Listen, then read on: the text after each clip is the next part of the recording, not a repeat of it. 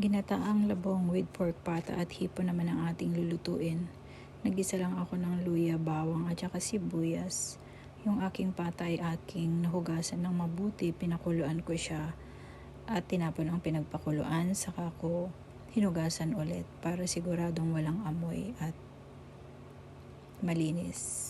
Sa pagkagisa ko nga ng luya, bawang at sibuyas ay sinunod ko na rin ang ating pata, saka ko ito nilagyan ng tubig, pinakuluan at niluto, saka ko rin sinunod ang ating labong. Ang ating labong ay pinakuluan ko na din siya at hinugasan, saka ko ito nilagyan ng patis. Niluto ko lang ito for about 20 minutes.